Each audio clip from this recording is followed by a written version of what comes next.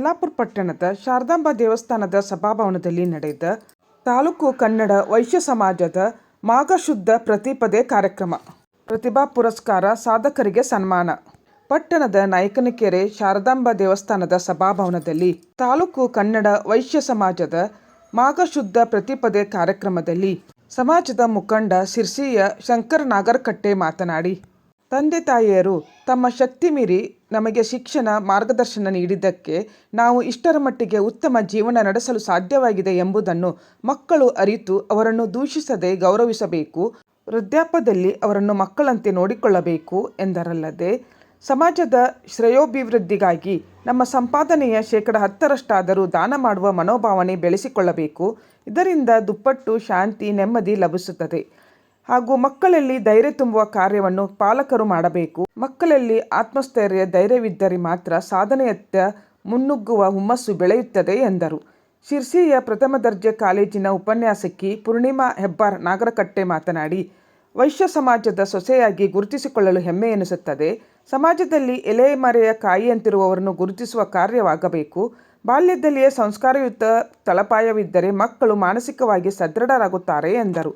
ತಾಲೂಕು ಕನ್ನಡ ವೈಶ್ಯ ಸಮಾಜ ಸಂಘದ ಅಧ್ಯಕ್ಷ ಸಂಜೀವ್ ಕುಮಾರ್ ಹೊಸಕೇರಿ ಮಾತನಾಡಿ, ನಮ್ಮ ಸಮುದಾಯ ಸಣ್ಣದಾದರೂ ಸತತ 27 ವರ್ಷಗಳ ಕಾಲ ಮಾಘ ಪ್ರತಿಪದೆ ಕಾರ್ಯಕ್ರಮ ನಡೆಸಿಕೊಂಡು ಬರುವುದರ ಮೂಲಕ ಸಮಾಜ ಕಟ್ಟುವಿಕೆಯಲ್ಲಿ ಮುಂಚೂಣಿಯಲ್ಲಿದೆ.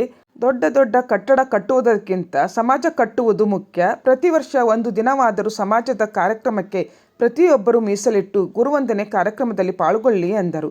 ಇದೇ ಸಂದರ್ಭದಲ್ಲಿ SSLC ಹಾಗೂ PUC ಪರೀಕ್ಷೆಯಲ್ಲಿ ಅಧಿಕ ಅಂಕ ಗಳಿಸಿದ ವಿದ್ಯಾರ್ಥಿಗಳನ್ನು ಪುರಸ್ಕರಿಸಲಾಯಿತು. ಭಗವದ್ಗೀತಾ ಪಠಣ ಸ್ಪರ್ಧೆಯ ವಿಜೇತರಿಗೆ ಬಹುಮಾನ ವಿತರಿಸಲಾಯಿತು. ಸರ್ಕಾರಿ ನೌಕರರ ಸಂಘದ ತಾಲೂಕು ಅಧ್ಯಕ್ಷರಾಗಿ ಆಯ್ಕೆಯಾದ ಸಂಜೀವ್ ಕುಮಾರ್ ಹೊಸಕೇರಿ ಹಾಗೂ ಸಮಾಜದ ಸಾಧಕರನ್ನು ಸನ್ಮಾನಿಸಲಾಯಿತು.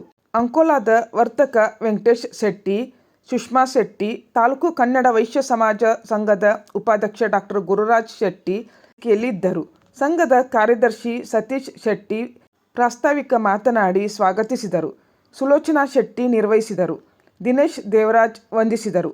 ಸಭಾ ಕಾರ್ಯಕ್ರಮಕ್ಕೂ ಮುನ್ನ ಶ್ರೀ ಶಾರದಾಂಬಾ ದೇವಿಗೆ ವಿಶೇಷ ಪೂಜೆ, ದುರ್ಗಾ ಹವನ, ಪೂರ್ಣಾಹುತಿ, ಧಾರ್ಮಿಕ ಕಾರ್ಯಕ್ರಮಗಳು ನಡೆದವು.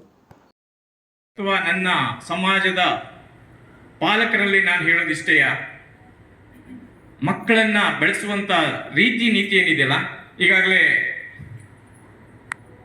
ಮಹಾಭಾರತದ್ದು, ರಾಮಾಯಣದ್ದು ಪ್ರತಿಯೊಂದು ವಿಚಾರದಲ್ಲೂ ತಿಳ್ಕೊಳ್ಳುವಂತ ಒಂದು ಉತ್ಸುಕತೆ ಏನಿದೆ, ಅದನ್ನು ನಮ್ಮ ಸಮಾಜದ ಮಕ್ಕಳಲ್ಲಿ ಜಾಸ್ತಿ ಆಗ್ತಾನೆ ಹೋಗ್ಬೇಕು. ಜೊತೆಗೇನೆಂದ್ರೆ, ಮಕ್ಕಳಲ್ಲಿ ಪ್ರಪ್ರಥಮವಾಗಿ ಧೈರ್ಯವನ್ನ ತುಂಬುವಂತ ಕೆಲಸವನ್ನ ನಾವು ಮಾಡಲೇಬೇಕಾಗಿದೆ. ಧೈರ್ಯಂ ಸರ್ವತ್ರ ಸಾಧನ. ಯಾವ ಕೆಲಸಕ್ಕೂ ನಾವು ಮುನ್ನಡಿ ಇಡಬೇಕಿದ್ರೆ ಅದಕ್ಕೆ ಪ್ರಪ್ರಥಮವಾಗಿ ಬೇಕಾಗಿರುವಂಥದ್ದು ಧೈರ್ಯ. ಯಾರು ಹಿಂದೇಟು ಹಾಕೊಂಡಿದ್ದಾರೋ ಈ ಸಮಾಜಕ್ಕೆ ಅಥವಾ ಈ ಸಮಾಜವನ್ನ ಮುಂದೆ ತರಲಿಕ್ಕೆ ಸ್ವಲ್ಪ ಹಿನ್ನೆಲೆಯಲ್ಲಿ ಇದ್ದಾರೋ, ಅಂದ್ರೆ ತೆರೆಮರೆಯಲ್ಲಿ ಇದ್ದಾರೋ, ಅವರನ್ನ ಮುಂತರುವಂತಹ ಒಂದು ಕೆಲಸವನ್ನ ಈ ಸಮಾಜಕ್ಕೆ ನಾನಂತೂ ಹೇಳ್ತೇನೆ, ಇವತ್ತಿನಿಂದಲೇ ಪಣ ತೊಡ್ತೇನೆ. ಈ ಒಂದು ಒಳ್ಳೆಯ ದಿವಸದಿಂದಲೇ ಹಾಕ್ಲಿ ಇವತ್ತಿನ ಪಾಲಕರು ನಾನು ಹೇಳ್ತಾರ. ಹಾಗಾಗಿ ಮಕ್ಕಳಲ್ಲಿ ದಯವಿಟ್ಟು ನಾನು ಬೇಡ್ಕೊಳ್ಳೋದು ಇಷ್ಟೇಯ, ಎಲ್ಲೂ ತಂದೆ ತಾಯಿಯನ್ನ ನೀವು ದೂಷಿಸಬೇಡಿ. ತಂದೆ ತಾಯಿಗಳು ನಮ್ಗೆ ಏನ್ ಕೊಡ್ಲಿಲ್ಲ ಅಂದ್ರೂ ಸಹಿತ ನಮ್ಗೆ ಶಿಕ್ಷಣ ಕೊಟ್ಟಿದ್ದಾರೆ, ಹೊಟ್ಟೆಗೆ ಅನ್ನ ಕೊಟ್ಟಿದ್ದಾರೆ, ಉಟ್ಕೊಳ್ಳಿಕ್ಕೆ ಬಟ್ಟೆ ಕೊಟ್ಟಿದ್ದಾರೆ, ಜೊತೆಗೆ ಶಿಕ್ಷಣಕ್ಕೆ ಬೇಕಾದಂತ ಎಲ್ಲ ಮಾರ್ಗದರ್ಶನವನ್ನ ಕೊಡ್ತಾನೆ ಇದ್ದಾರೆ, ಕೊಟ್ಟಿದ್ದಾರೆ.